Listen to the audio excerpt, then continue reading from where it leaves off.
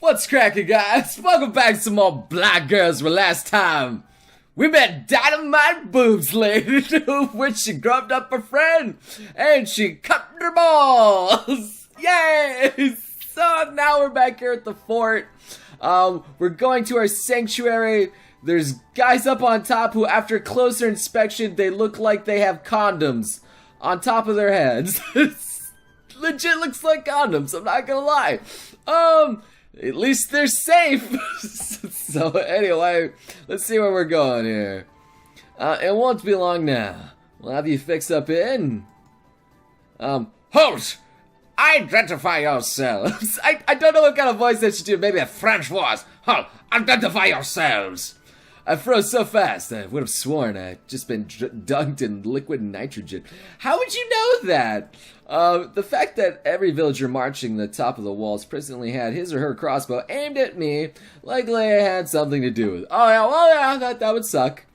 Oh hey, sir. It's me, Asahi of Kahe. Alright.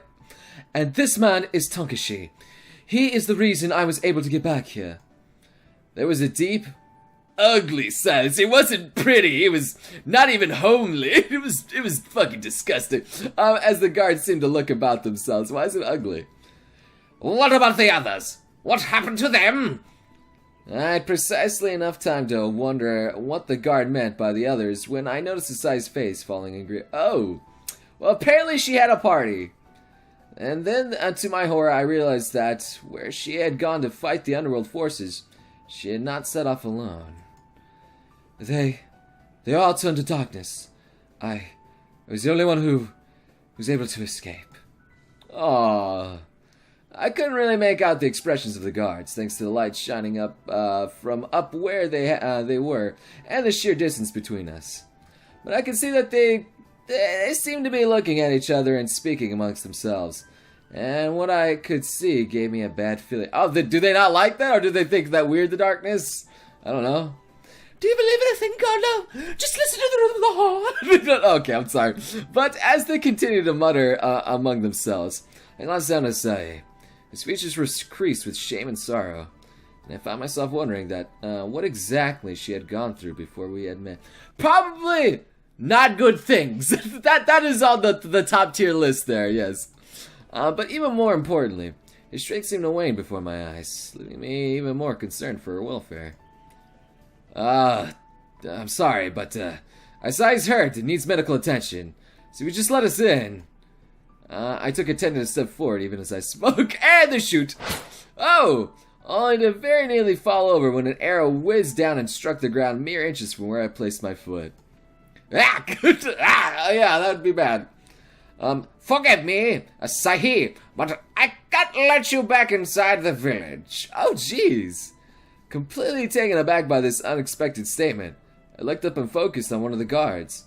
A powerfully built man who was aimed his crossbow similar size right at it. Oh, jeez, why?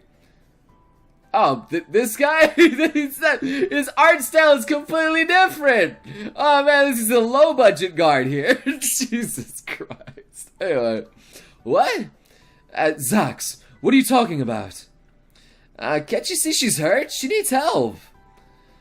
I don't enjoy doing this, but I can't open the gates to Kahe Village. Really? I don't believe that, Zan. Forgive me, Asahi, but I can't let you back inside the village. Oh, so there's another guy that's saying that now? Not with him present. Oh, what's with me? What? Oh, what? Zan? That's crazy. Can't you see? She's not a dark... Oh, that was him again? Why did it change voices there? Is that question mark? Maybe, but it could be an underworld there. Once again, I was taken aback by Zan's words, but at the same time I found myself seeing how what he was saying would make sense from his perspective. Yeah, I guess I do look weird. I mean, come on, I know I look weird sometimes, but from what Asai had told me, the people of our village and every other village in the overworld had learned a very hard lesson about the dangers of trusting a stranger. And even as I glanced down at Asai, I could tell that she had not even considered this possibility. Well, but he's not an underworlder. Well... I could tell from Asai was flustered. Yeah, I know, it's alright, I saved her. And had no idea at the moment as how to explain the possibility that I wasn't even from their world. And as for me, my shock was fading. I was giving way to annoyance. What are you gonna do, man? I'd already been through a great deal and had been subject to tremendous turmoil as the result of everything that had happened. And I pinned my hopes on getting to this village. And here we were, right outside the gates. They weren't even letting us in. I know you're frustrated, dude. You didn't have to explain all that. But wait a minute. If I was in the underworld, why would I bring Asai back here for help? You could have skipped that entire monologue just to say this, and we would have got it. But the trick is in the opening our gates and making it easier for your darklings to break in and overwhelm us. What? Just by one person? Okay, man. Grunting deep in my throat, I found myself once more unable to argue with the logic behind Zan's suspicions. Making it even worse was the fact that, according to Asai, they had only seen 3 underworlds, when there was doubtlessly more where they had come from. Well, yeah, probably. I wonder where the rest are. And on top of that, the clothes definitely marked me as being different. Oh no, we're different guys! Ah, shit. Even though I had only had my pants and shoes on. Oh yeah, that's right, it doesn't have a shirt. They were different enough from the standard garbs of the people here that they could be recognized as being alien from them. Aye, but I'm not one of those monsters. Asai, you don't think I'm anything like one of them, dude? You don't think I'm one of those ugly people? Well, of course not. Oh, thank you. Zan, please, trust me. He's on an underworld. He's already risked his life and gone through great pain to bring me back here. Why would an underworld do something like that when their forces already outmatch us? So that's true, I know, right? It seems ridiculous.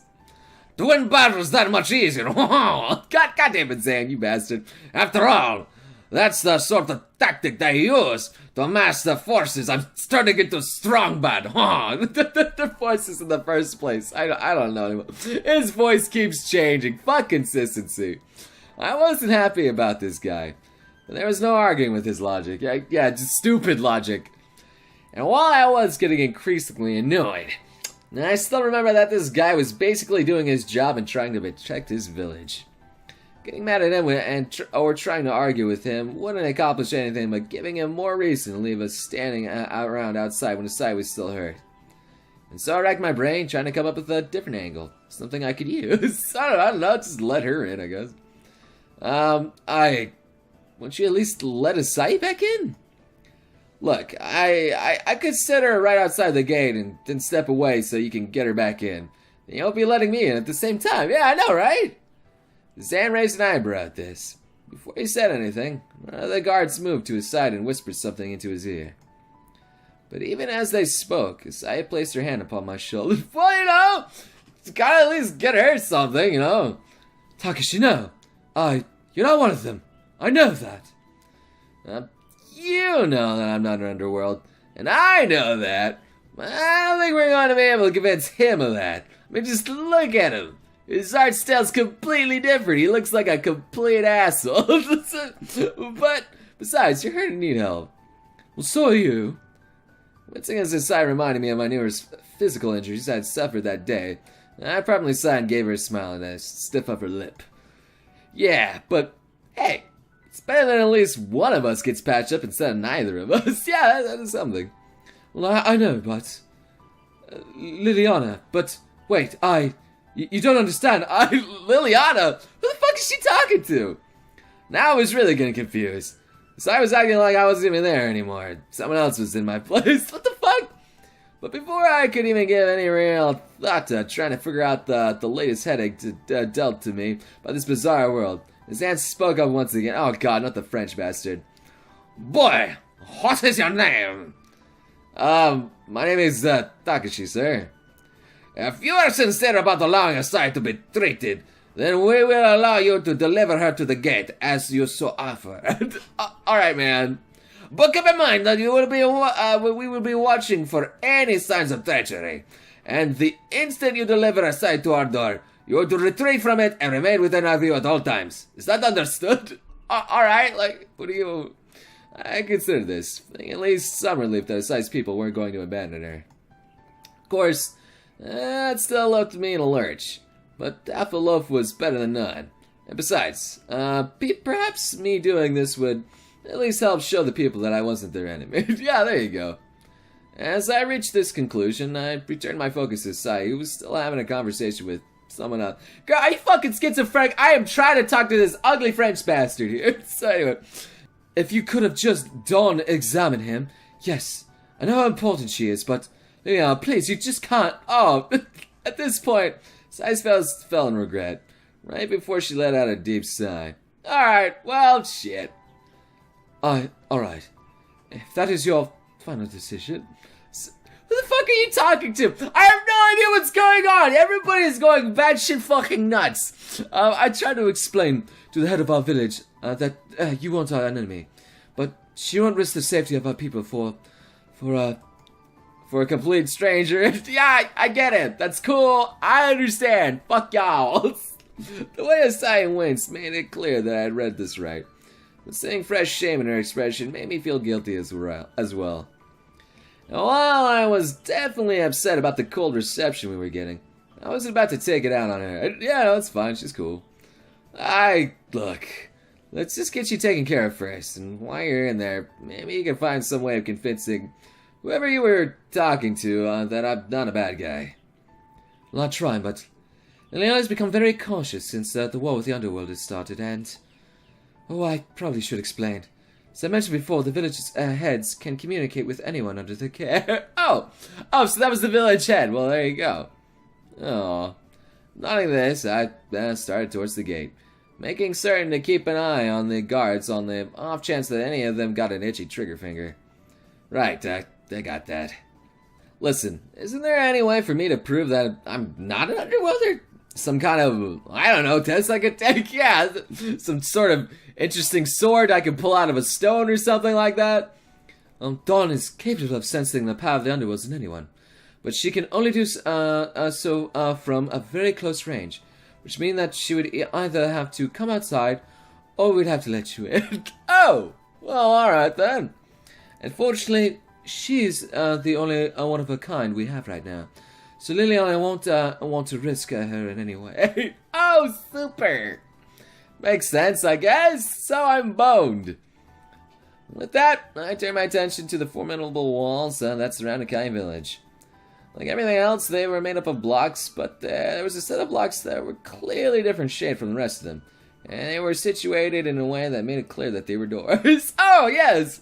I don't know, that does make it look like there is a door there. It doesn't really look like, that bad. So I made my way towards them, and all the while I was aware I had at least a dozen crossbows trained on me at all times. Oh. Really, I'm sorry about all this. No, it's good. I get guns pointed at me, crossbows, whatever, all the time. Smiling at this, I have to sign up a bit more. My arms were tired than I wanted to admit from having to support her slender and supple form for as long as I had, and drawing my breath as I adjusted my balance to compensate. Hey, I understand. Just do me a favor and try to convince them to let me in as... Ah! Oh, what happened? My foot had caught on a rut that I hadn't seen and set fresh pain through my frame and knocking me off balance. Cringing in realization, I hurriedly struggled to compensate even as I staggered towards the gate. Messiah was just heavy enough to make that much more difficult to reach. So what, is he gonna fall and get shot in the butt? And so I stumbled forward with increasing speed, until I realized that I was about to smash in the gate with his side and my cranium about to take the brunt of the blow. Oh, good! At the last minute, I managed to pivot on my heel and fell against the gate with my back on it, which wasn't pleasant, but it was still better than the alternative. Are you alright?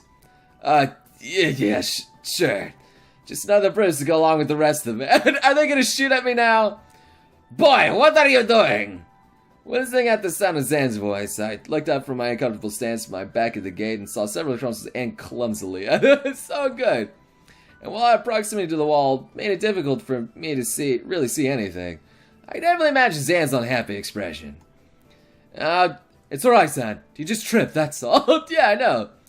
Yeah, like you care. After everything we've been through, seriously, why couldn't they just open the doors? Why can't? Just how I was thinking this. I felt the gate silently support me. Oh shit! Still dependent upon the gate for support. I was clearly unprepared, and was unable to do anything but cry out in surprise as I fell backwards to the ground, with Asai issuing a cry. Oh man! So is he still carrying her in his arms this entire time? Man, this guy. Oh, what? So this is what I get? Really? So she's just on top of me like this, and her butt in the air. I mean, that's a good butt. That's why I like it. But still, look at that face. Oh man, someone put a bag over that shit. Oh, then the rest is okay. I mean, that's not bad. No for that. But Jesus, I don't know about that. She looks happy that she's on top of me like that. She looks happy that she's on top of me. Episode title confirmed. Sorry, anyway, I don't know. Right before she crashed on top of me. Somehow managing to land with her chest smothering my face and legs splayed out to the sides of my waist. Oh yeah, good, good stuff. What? The gates are open? Underworld treachery. Really? Those were the loudest voices I could hear over the cacophony of demands that the gates be closed and the various brutal actions be taken against my person. Well, I was aware that it might be a good idea to do something before the guards came and turned me into a living pincushion. Not only did I have no idea what to do, but I was too stunned to move and having a hard time breathing. Well, yeah, you got a sexy woman on top of you, man. It's hard. Yeah, anyway, so must have opened the gates for us. Speaking of opening, the airplane's getting smothered by titties. I know. Huh? Oh, right, sorry. Oh, that was it. It looks like she's happy about that. Okay. Man, this village, this looks pretty fucking small. Why is the house so small? Look how small it is. Jesus. But anyway, without another word, Asai lifted her impressive cleavage from my face, allowing me to take blessed oxygen once more. It also allowed me to see things such as the interior of Kai Village. People freezing in place and to look at us and wonder. Oh, good.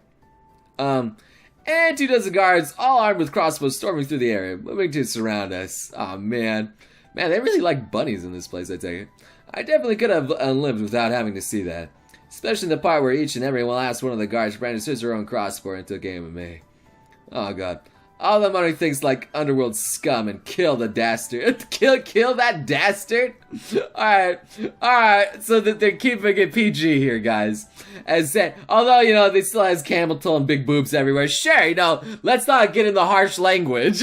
Anyway, Zen moved to the front and centered and aimed an arrow right at my eye. Great.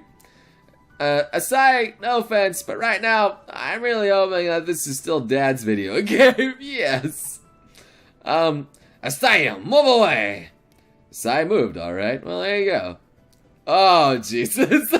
Really? She immediately moved to crush her breast against my face once more. Even wrapped her arms around my head to make sure I could. But what? Is she shielding me with her tits? No, Zan.